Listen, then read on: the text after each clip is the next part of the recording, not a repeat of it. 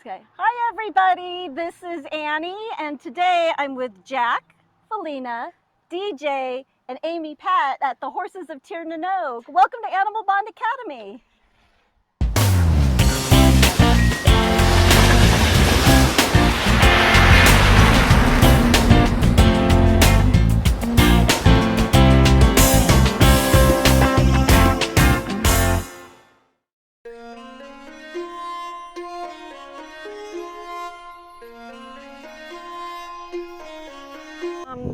When my nieces were born, I wanted them to have the horse that I never had. Okay. And ended up getting a sweet old quarter horse. And Casper was an incredible, incredible animal who had major health issues, which weren't disclosed, weren't shared. And so it was a baptism by fire of what happens to older horses and the neglect that they can suffer from. Talking about dental was a huge issue with him. It turned out he had a disease called Cushing's disease and should have been on medication, but the previous owner, who had him for a very short time, she'd rescued him from a neglect case, and lots of drama, lots of story. Really had no idea, as someone who grew up loving other people's horses, had no idea that people would throw away their horse when their horse got old and they couldn't ride it anymore. Yeah. Being a dog lover, and I never as a kid would have thought of giving away my old dog. Right. You just yeah. But horses, they do. But horses, people have them for a very specific purpose. And keeping a horse in San Diego is very expensive. So if you have a trail horse that you're boarding so you can do trail rides on the weekends and your horse can't do trail rides anymore, it's a huge expense. And unfortunately, most people don't look at it as a lifelong commitment. Just bare basics, you have to plan on at least $500 a month for 20, 30 years, And that's without a medical emergency. And that's, and that's not even like a show barn, but, and if you want a truck and a trailer and, all the other stuff, it's worth it, but it is definitely, a long time commitment of.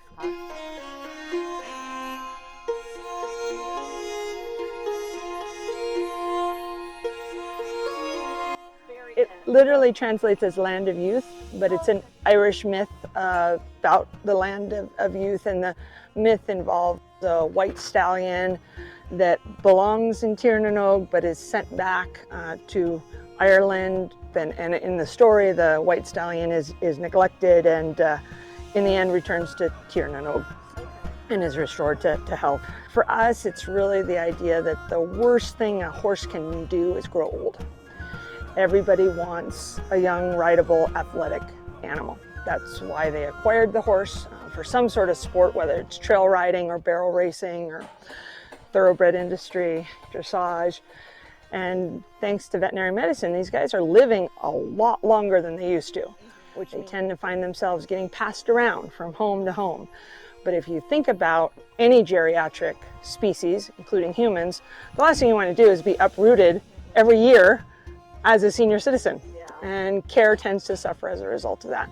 These guys are medically manageable, so that's ones that aren't adoptable, through animal services or other areas. They're medically manageable, which means that they cost a lot more money because they have, disabilities that, they can be kept comfortable and happy. But like these two aged guys right now, Wilkins here, you can see on his fetlock, it's a little big. Yeah. And so he's got some arthritis, he's got some changes and stuff, but he's comfortable and he's happy. That's actually, but you can see that if you look at his size of his legs, they're different. So his left leg is a little bit bigger down on the bottom. So he's like, what, can I help? I know. So, and dental care, these guys are all on, I consider a special diet, but it's a diet that is for, it's different hay, but mostly pellets. But, they can live into their 40s. I had one well into their 40s, but she was on a pellet diet with water so that she could have basically insurance. And these guys, what I really love here is they have friends. They have friends of different species and also friends, they get to be herd animals. There we go. Wilkins like, yeah, I'm really liking this. And he's wearing a fly mask. Most of the horses here, and they should be wearing fly masks because the bugs They go after their ears and their eyes. Some horses tolerate it more than others, but it just gives them a nice protective, kind of like us wearing sunglasses. And if you notice here that there's a lot of different enclosures, and that is helpful for the extra feeding that they get, so they can come in and have their special food and then be let out and have a herd environment. There's some kind of, I'm going to say wellness here, some healing here to where I can feel the energy where they just know that they're safe. So I do tell each and every animal that comes here that this is the last time that they're having to travel. And that's really rewarding. Even these little munchkin ones. They're entertaining. You know, when you have an animal that is, born that seems fine, should we adopt it out? Is it more responsible to find it a home and whatnot? But with her club foot, I mean, it was so easy. It's kind of been an easy decision here in that the babies that have been born here, again, not that we've bred or anything, but there is something physically not okay with them to where their adoptability is really at risk. Plus, when an animal comes here, it's with the commitment of taking care of that complete animal, which includes what comes with it.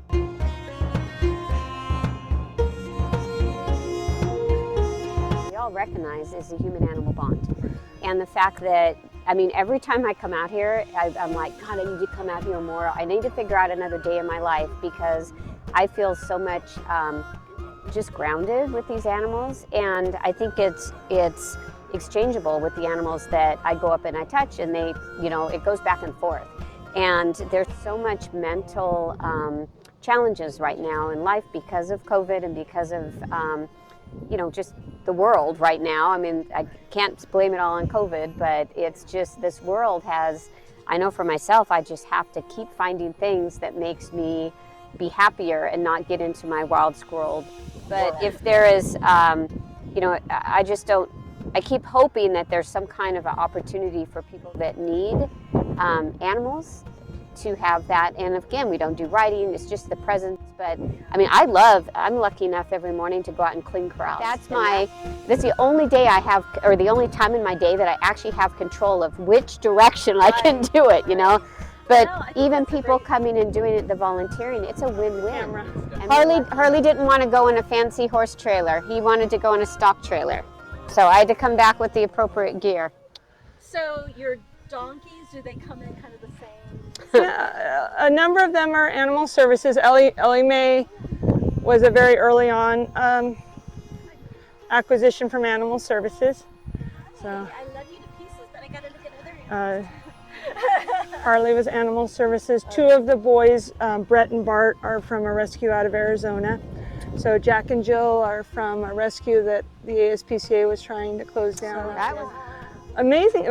Surprisingly, most of them come in as pairs on the burro front. So. And the burros are great because they can be nice little guardians.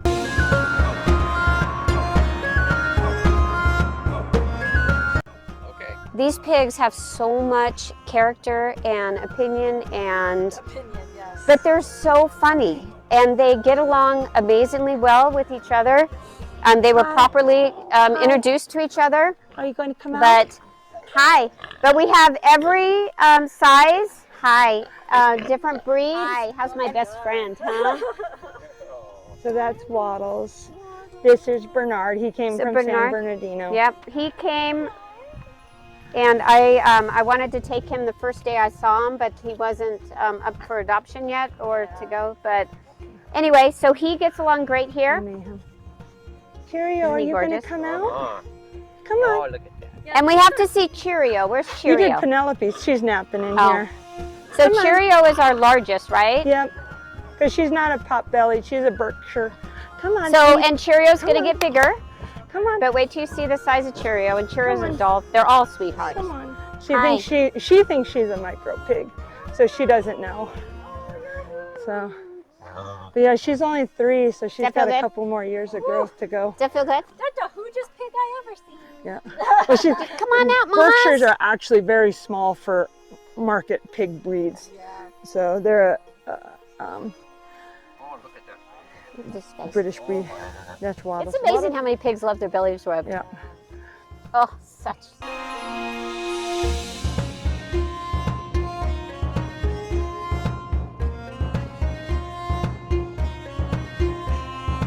large animal vets will not do pigs.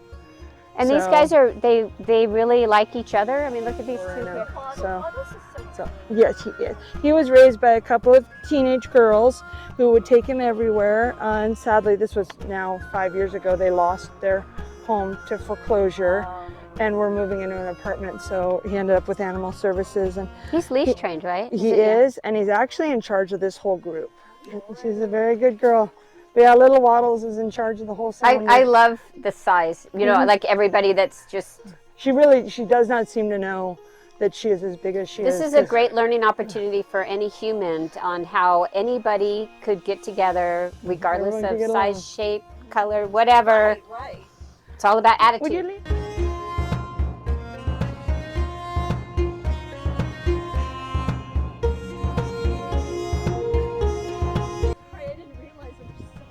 There's 30 of them. So These are all an investigation. And these guys are feral. So the first group from 2012, it was an investigation case in the Viejas, and they pretty much were one male, one female, and then they just kept breeding. So inbreeding and inbreeding and inbreeding. So we worked with the owner and made an agreement to geld everything, and so we assisted with gelding, which was it was a handling fun time. We had to trank them using a dart because you couldn't get up to them, and they were in barbed wire, and we were able to alter all of the males, and we were able to bring in all of the mares with the foals, and some of them were very emaciated because they not only had the foal at the side that they had the year before that, and then they were pregnant again. So you can imagine body-wise they were really, and the owner was not feeding enough for, so again, we had some big, gorgeous stallions and some mares that were really of good weight or overweight, and then we had the emaciated ones because they were just lower on the feed wagon, plus they were good nursemates. Right. So the original came in at 6, they were all mares, and then one came in, we had no idea she was pregnant, and because again, she was emaciated. And I was lucky enough, I lived here for a short time, and I was lucky enough to watch that birth. It was amazing in the fact that all of the mares, they all helped, and they all stood around, and they are truly a herd, and that's been really neat to watch them because they truly are a herd, and it's neat to keep them as wild as we can.